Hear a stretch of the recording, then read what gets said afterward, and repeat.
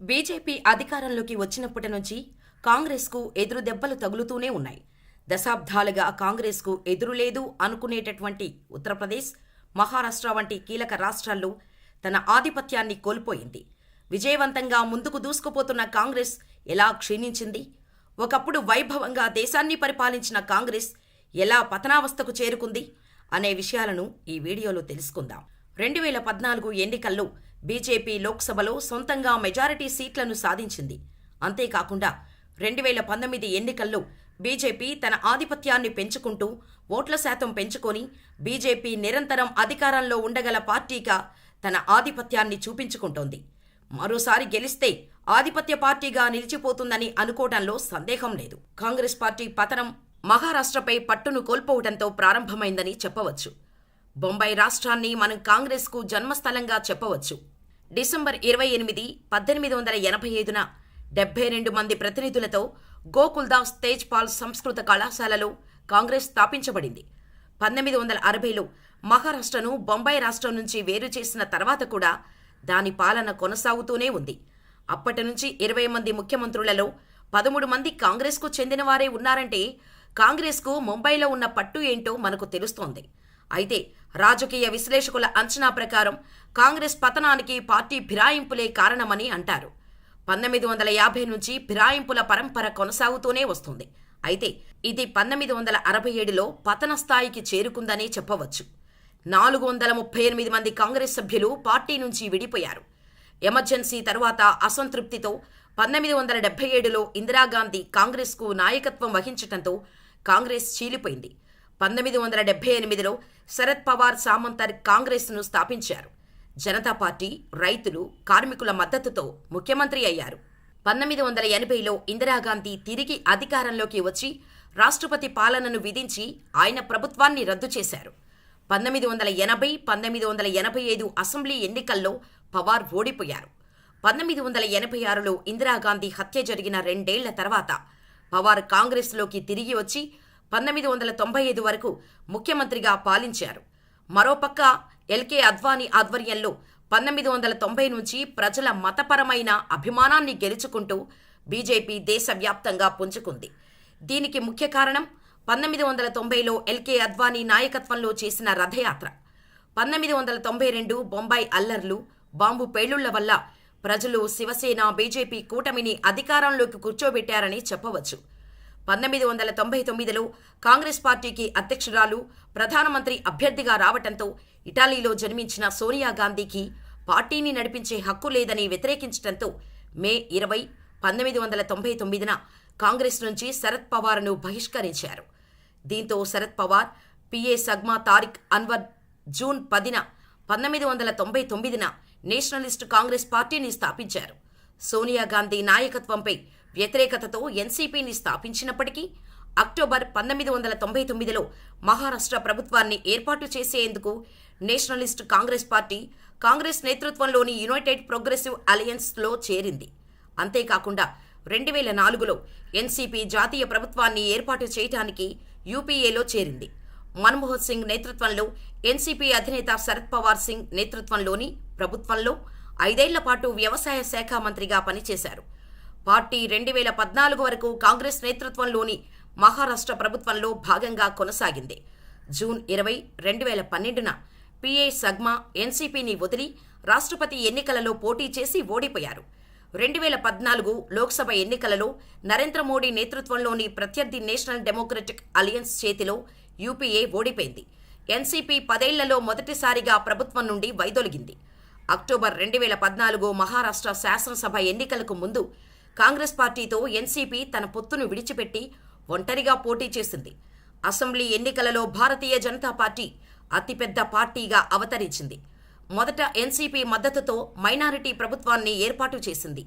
ఈ ఎన్నికల్లో బీజేపీ విజయంతో మహారాష్ట్రలో బీజేపీ బలంగా పాతుకుపోయింది. ఇక్కడ నుంచి కాంగ్రెస్ పతనం మొదలైందని చెప్పవచ్చు. ఇప్పుడు ఉత్తరప్రదేశ్లో కాంగ్రెస్ పతనం గురించి మాట్లాడుకుంటే భారతదేశంలో ఉత్తరప్రదేశ్ అత్యధిక జనాభా కలిగిన రాష్ట్రం. లోక్సభకు 80 మంది సభ్యులను పంపుతోంది. అంటే రాజకీయంగా చూస్తే ఉత్తరప్రదేశ్ ప్రాముఖ్యతను మనం తెలుసుకోవచ్చు.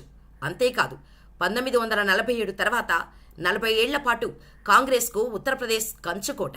ప్రస్తుత ఎన్నికల్లో బీజేపీ, ఎస్పీ మధ్యనే ప్రధాన పోటీ ఉంటుందని, కాంగ్రెస్కు పెద్ద పాత్ర ఉండకపోవచ్చని రాజకీయ విశ్లేషకులు అంటున్నారు.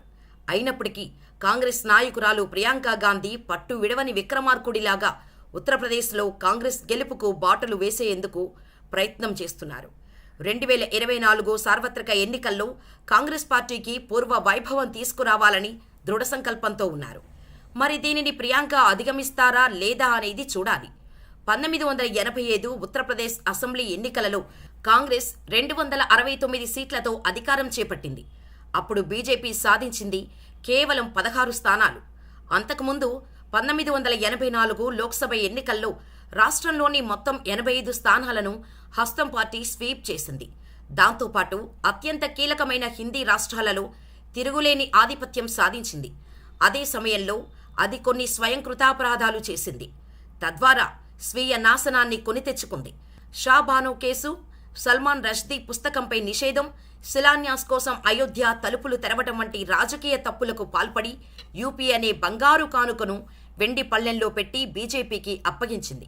1984లో 404 లోక్సభ స్థానాలు గెలిచిన కాంగ్రెస్ పార్టీ బలం 1989 ఎన్నికల నాటికి 207 స్థానాలకు పడిపోయింది. దాంతో 1991 యూపీ అసెంబ్లీ ఎన్నికల్లో బీజేపీ 221 సీట్లు గెలిచి ప్రభుత్వాన్ని ఏర్పాటు చేయడం ఎవరినీ ఆశ్చర్యపరచలేదు. కేవలం 6 ఏళ్లలో కాంగ్రెస్ ఆవిరైపోయింది. 46 సీట్లకు పరిమితమైంది. అంటే 1985 నుంచి 91 వరకు 83% పతనమైంది.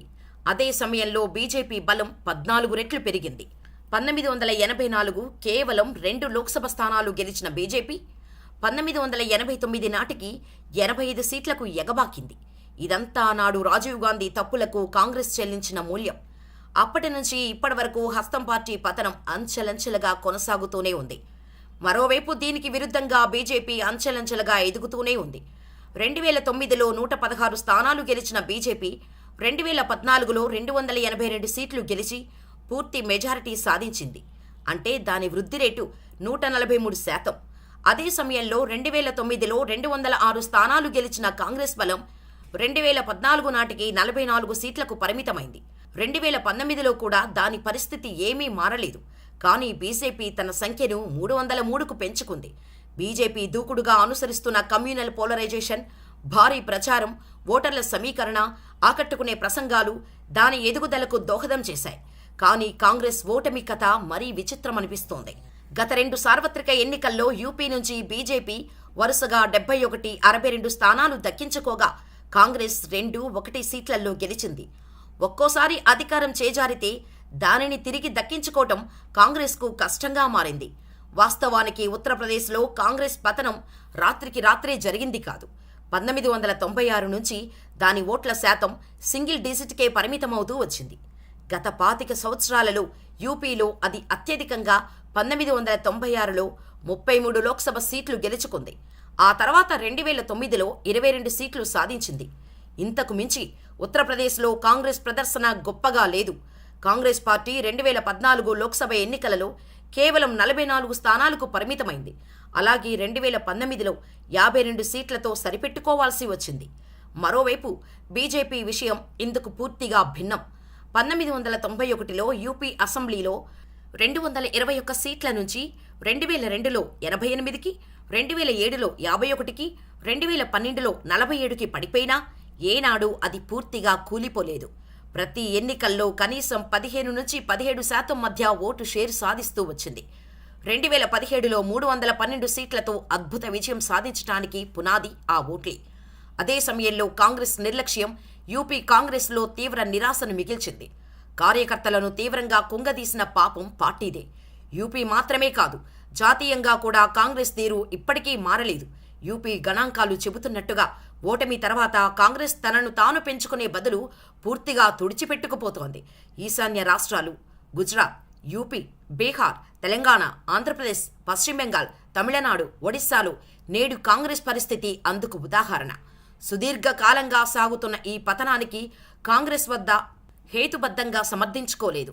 కాంగ్రెస్కు భిన్నంగా బీజేపీ పరాజయం పాలైనప్పుడు కుంగిపోలేదు.